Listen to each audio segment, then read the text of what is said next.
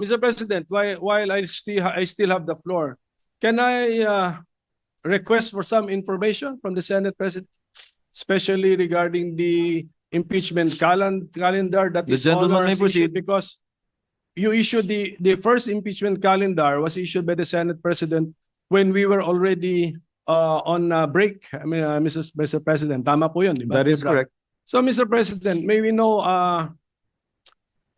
when His Honor issued the first legislative calendar, impeachment calendar, which fixed June 2 as the time for receiving the House prosecutors, may we know the basis of the authority of the Senate President when he issued the first impeachment calendar, Mr. President? Article 1 of the impeachment rules, which says that the Senate President can set the date for the presentation of the articles of impeachment. Mention was made specifically of the Senate President. And also we were on recess. So the Senate President at that time, Your Honor, issued a suggested calendar of activities. I was very clear when I stated that. Subject to plenary approval when we resume, because you were already on recess at that time. The second notice sent by this representation was made also while we were on recess. And I also stated that it was subject to plenary approval and or reversal, as the case may be, given the load that we need to take up after the LEDAC meeting. So, yes, Mr. President, I noticed that no one from the majority was complaining about the original or initial impeachment calendar issued by the Senate President. So we were all looking forward to the date where there should be some action on the impeachment, which is Yes. June 2.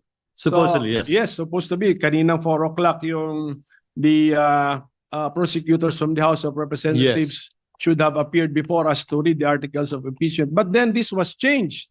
So from June 2, changed by the Senate President also, now June 11. it's June 11 at 4 p.m.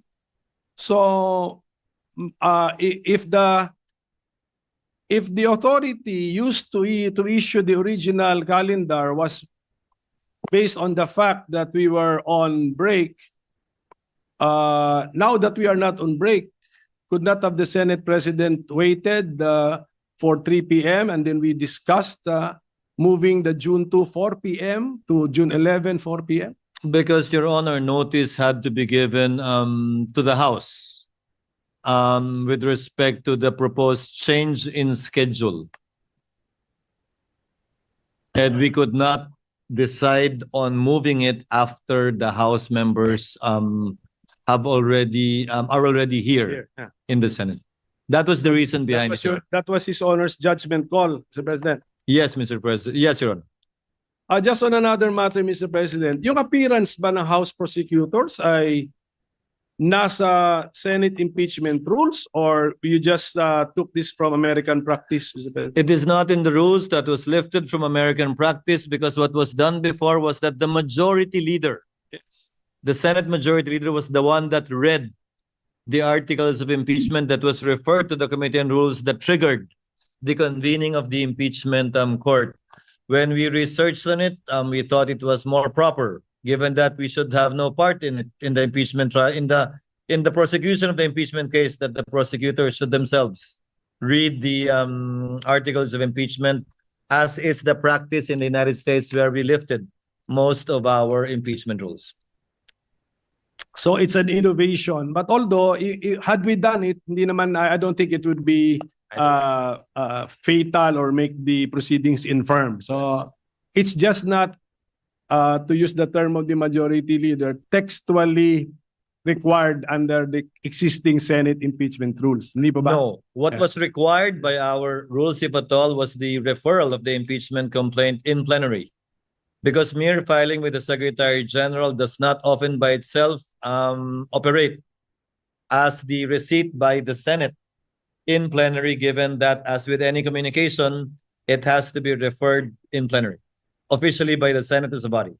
Mr. President, Sige, Mr. President. Mr. President, with the permission, Senator Tolentino is recognized. Minority What is your Leader. pleasure, sir? would the loaded question of the good minority leader, if decoded, would mean that should the presentment be made before the Senate sitting as a plenary, or should the presentment be made before the Senate constituted as an impeachment court? Baka yun po yung tanong nyo. But it was the Senate President to research on American practice. How do they do it in the United In States? plenary, Your Honors, not as an impeachment court. Because again, mere receipt by the SecGen does not operationalize or start the process of impeachment. Any communication, and that is a communication from the House, must be referred by plenary to the appropriate committee for proper action. That in turn will now trigger, if at all, the convening of the impeachment court, where the regular processes would now be followed, such as the issuance of summons, etc., etc. May we know the rule, Mr. President, that it I'm should sorry? be? May we know what the specific rule is? That in the rules, or is that by practice or costumbre? Tingnan niyo ano rule. Under Rule 3, Paragraph 2, upon presentation of the articles to the Senate shall specify the date and time for the consideration of the articles. Yes, but So But- the articles need to be presented to the Senate. yes, but so your Honor is reading our Senate impeachment rules. Yes. Correct. So when we use the Senate in the Senate impeachment rules, we're talking about, we could be talking about the Senate as the impeachment court. Because We it's the have- Senate. And by virtue of the procedure in Articles 1 to 3, we have not yet convened the court, Your Honor.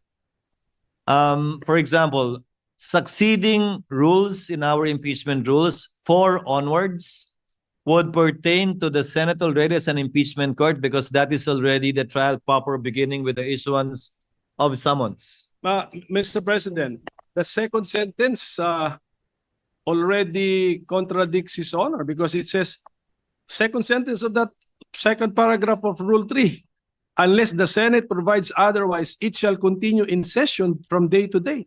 Session na yan as court. Kasi until final judgment eh. Yun na yun eh. So, the use of, when we use Senate in the Senate impeachment rules, we refer to the Senate as the court. Mr. President, According to the Secretariat, Your Honor, the dividing line is when we take our oath as senator judges and convene as such. Because we will be wearing 2 hats, Your Honor. As senators, performing our legislative and legislative function, and as members of the impeachment court, performing our sui generis function. And these are 2 distinct, if at all, hats and functions that we would be performing. That's why we have to adjourn session and convene as an impeachment court, and vice versa if we want to revert back as a plenary. Well, Mr. President, ano na lang, for so as to Mr. President, our staff can revisit. Ito yung sentence natin, ano? Second paragraph of Rule 3 of the Senate impeachment rules. Upon presentation of the articles to the Senate shall specify the date and time for the consideration of such articles. Unless the Senate provides otherwise, it shall continue in session from day to day until final judgment shall be rendered, and so much longer as may in its judgment be necessary. So, are we using the word Senate in one paragraph in 2 concepts? One as Senate legislative body and the other as the court? I believe so, Mr. Correct. President, Ganun na yan. Your Honor. So- But again, So, since these manifestations, also the manifestation made by our distinguished majority floor leader himself earlier, after these manifestations are made, these matters and these statements will be referred to the Committee on Rules for them to look into it. We have time, Mr. President, Your Honor, to resolve this matter in due course in the next couple of days. Mr. President, Yes. if I can direct this question to the good minority leader.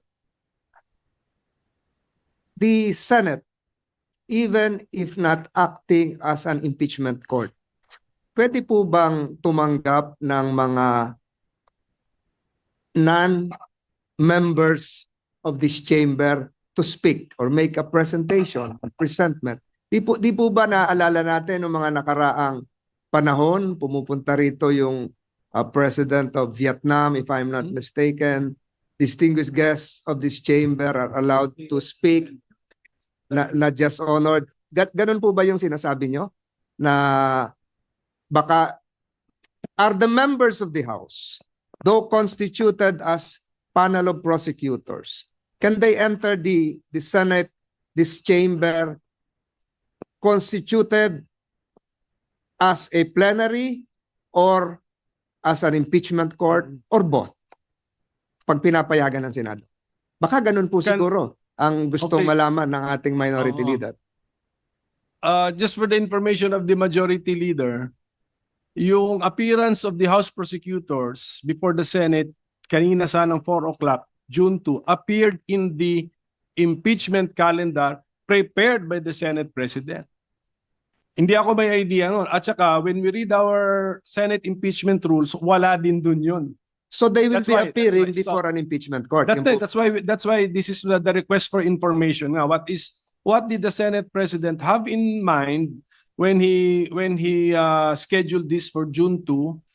And I think it's clearly, since 4 p.m. siya, it's clearly an appearance before Senate, Yes. the plenary session of the Senate. Again, the Yes. basis is U.S. practice. That is how they do it in the United States, where we lifted portions of our own impeachment rules. That's where it came from. Practice and precedents in the United States. And per our legislative rules, we can waive the rules so that we can allow suspend the non-members rules to allow speak. Di ba dito, recently nagsalita rin si former UN Secretary Korean, General. South Korean.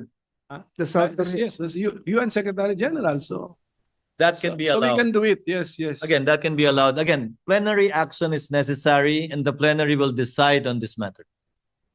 So just a few more requests for information, Mr. President. So, Mr. President, His Honor, around 4 days ago, sent notice that the June 2, 4 p.m. appearance of the panel of prosecutors will be moved to June 11, 4 p.m. Yes. So, okay. Now, what is now the calendar that His Honor has in mind? Kasi dati meron kang June 2, 4 p.m. appearance, then June 3, morning, we convene the Senate as an impeachment court.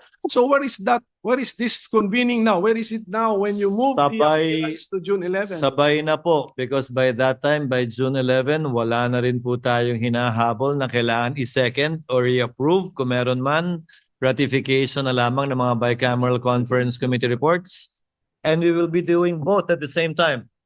If at all, the reading of the articles of impeachment, the referral to the Committee on Rules, the convening of the impeachment court, if at all again, the oath of the senator judges, if at all again, all that we can do as an impeachment court would be to issue summons.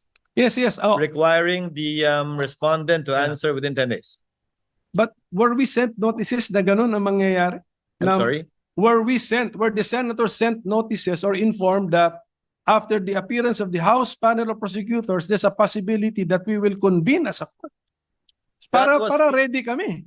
Wala pa. Wala pa nga. Kaya malapit na po yung June 11. Wala pa naman talaga eh. Kasi nung pinadala yung notice na yun, it was addressed, if you notice, it was addressed to the House that they will be presenting the articles of impeachment on that date.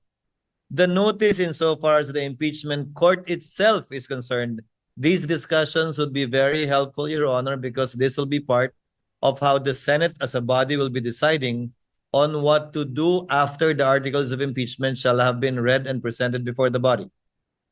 Yes, but Mr. President, nung in-issue kasi ninyo yung impeachment calendar last February, at least you were that detailed na sinabi niyo na po yung convening of the impeachment court. Ngayon sana po, nung i-defer si June to appearance, sana pati po yung convening as an impeachment court, nasabi na rin when that is para may idea. Well, thank you for the opportunity to clarify. Since that is our last day, this representation has no intentions of actually convening the court, if at all, on another date other than the 11th, unless the Senate as an impeachment court provides otherwise.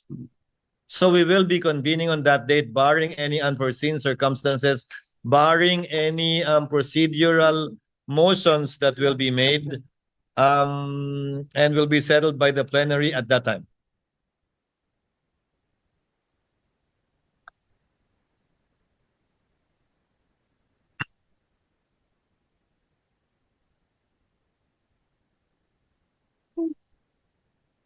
Well, Mr. President, it was just, ito lang for the consumption of our staff and secretariat. It was just pointed out to me that the rule that we mentioned earlier, second paragraph of Rule 3, yung first paragraph pala, it provides that nakapag-oath na. Nakapag-oath na ang member. So if that is now the dividing line, we have crossed the line. So Senate na po ito as a court. So tingnan na lang po muli, Mr. President. Mr. President, Your Honor, the first paragraph refers to consideration of the articles of impeachment. The second paragraph, we were not part of the Senate that wrote these rules. The first paragraph, it mentions the word consideration. The second paragraph mentions the word presentation. In terms of time, presentation should come first before consideration, although as it appears in our rules, consideration was mentioned first in the first paragraph and before presentation in the second paragraph. But in terms of order, Your Honor, presentation should logically come first before consideration of the articles of impeachment. And then Where there is nothing to consider unless presented. And then in the next breath, it talks about the trial na. Yes, again, we had no part in writing these rules. Okay, I so would not be one to critique it as well because during those times, perhaps, this was apt and sufficient. So Mr. President, maybe now, kasi ang media nagtatatanong sa akin, na pinapa-speculate pa ako na, just for the record, what is now the reason that His Honor has taken the initiative to reset the June 2, 2025 4 p.m. appearance of the panel of prosecutors before the Senate plenary to June 11, 4 p.m. What's the main letter reason, addressed to Speaker Martin, copy furnished to all of the senators as well as Vice President Sara Duterte. Given the meeting we had at LEDAC with His Honor's presence, several bills needed to be approved and taken up before we finally finish and wind up the 19th Congress. Meaning to say some bills need to be approved on second reading within the week today so that we can do third reading next week. Some bills have to be approved on third reading today and within this week so that bicameral conference committees can finalize and iron out the disagreeing provisions between the Senate and House versions so that we would still have time next week to either ratify these bicameral conference committee reports or still do third reading in compliance with the constitutional requirement of 3 readings on 3 separate days, at least 3 days after it's approved on second reading. So, sige, last question na lang, Mr. President. Per our rules or practice, how would we now react to the receipt of the articles of impeachment last February 5, 2025? How should the Senate as a legislative body in plenary session react to that receipt? In line with Article 1 of our impeachment rules, which makes mention of the authority and responsibility of the President of the Senate, that is why I set the schedule for the articles to be read in plenary, which in turn would trigger, if at all, the creation of the impeachment court. Which, if at all, would now proceed with the issuance of summons for the respondent or defendant.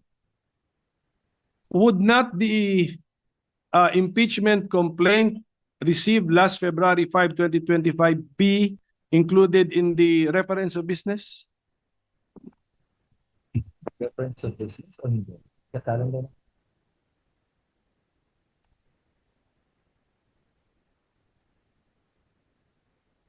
Ano ito? Ito ba ay? Ito ba ay first step? It will be included in the reference of business, yes. Supposedly today, kung natuloy tayo today, but on June 11, so that it can be included in the agenda for that particular day. That's my point, Mr. President. Kung i-reference of business, why are we not doing it today? Anong damage kung gawin natin today? Pwede rin naman. Hindi pa tayo Yes. nagbabasa ng reference Yes, of yun na business. nga. eh. Sure. Pero wala, no? Are we doing it today? Kasi February 5 pa yun. That's why I'm mentioning the date that it was received, February 5. So can we include it in the reference of business today? Kasi parang mas normal eh. Mas normal yun eh. Kung We will na-receive look yung- into it, Your Honor. I tend to agree with this Honor's position. It's We just will no- take it up with the Secretary. It's just normal, Mr. Yes, President. yes. Received last February 5, we're reporting out today. Okay?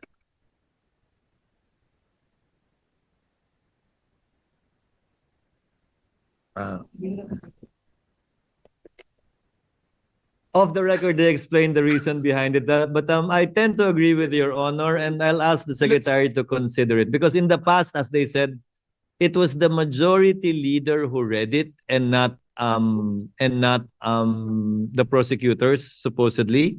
So it was included in the reference of business, referred to the Rules Committee, and the majority leader was the one who reported it out, quote unquote. But now, given that it's the prosecutors that will read the articles of impeachment, again, following US practice and precedent, the Secretary thought it best that it'll be included in the agenda on that day because there is no referral to the Committee on Rules. But again, we will look into it and we will take the suggestion of the gentleman in light of the points he raised in connection with that. Because I believe there should have been also a letter accompanying the impeachment complaint. There must have been a cover letter from the House. So, parang ganon. So we can... Only by the section, not by the Speaker nor any member of the House. Yes. But is a letter from the SecGen also a communication from the House? It was a covering letter only. Yeah. So I think this is just an opinion. I tend to agree, Your Honor. It's more natural that we report out if something happened last February 5, late evening of late in the session on February 5. Something happened, we report it out so it's more natural if we report it out immediately, Mr. President. So I tend to agree, that's Your all, Honor. that's Again, my point, Mr. President. I will take it up with the committee secretary. So with that, Mr. President, I thank you for answering my questions. Thank you, Your Honor. I just wanted to request some information. Thank you, Mr. President. Thank you, Honor. What is the pleasure of the Honorable Ontiveros? Salamat, Tabi, Mr. President. Gusto kong magdagdag ng point dun sa binanggit pareho ng majority leader, ng minority leader, at pati ng Senate President. Yung references sa US practice and precedent. Kaugnay nung isa sa mga issue na pinag-usapan dito sa floor. Kung pwede ba o dapat bang mag-carry over yung impeachment process mula sa 19th Congress hanggang sa 20th Congress. And I would just like to put this on the record, Mr. President. Galing po ito sa isang piyesa authored ni UP Professor Paulo Tamase, nag-appear po sa June 2025 issue ng Philippine Law Journal. Sabi po dito, Emerging Issues in Impeachment, page 19 dun sa journal, allowing impeachment to cross over Congresses is consistent with American practice. Following the practice of the United Kingdom, Thomas Jefferson's Manual of Parliamentary Practice states that an, quote, impeachment is not discontinued by the dissolution of Parliament, but may be resumed by the new Parliament, close quote. The US Congress na binanggit ng majority leader, ng minority leader at ng Senate President, the US Congress has observed this for over 200 years. from the 1803 impeachment of Judge John Pickering to that of Judge Porteus in 2009. In Congress, impeachment proceedings are not discontinued by a recess. The following impeachment proceedings extended from one Congress to the next. 5 halimbawa, Mr. President, sa article na ito. Babangkitin ko lang yung pang-apat kasi yun pamilyar sa ating mga Pilipino. 4. The impeachment of President Clinton was presented to the Senate after the Senate had adjourned sine die. After, Mr. President, the Senate had adjourned sine die for the 105th Congress, and the Senate conducted the trial in the 106th Congress, Mr. President. So, for the record lamang po, dahil very, very pertinent sa binanggit ng majority leader, ng minority leader, at pati ng Senate President na following US practice and precedent. And with one very recent concrete example po dun sa impeachment ni US President Clinton. So I hope that we can consider this in our own decision-making, Mr. President, even after the rescheduled presentation by the House prosecutors to the Senate as an impeachment court on 11th June. Salamat tabi, Mr. Duly President. noted and entered into the records. Majority Floor Leader.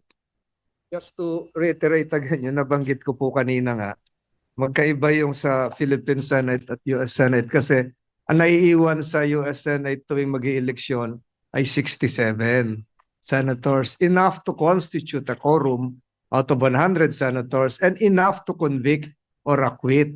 Sa atin po, 12 lang. Not enough to have a quorum of 13, more so a number of 16 to convict or acquit. But be that as it may, Mr. President, we have all the discussions done, and I think this would really be part not just of the discussions that whatever case would be elevated to the Supreme Court would eventually be decided in the near term. Mr. President, I seek a minute suspension, Mr. President. Session is suspended.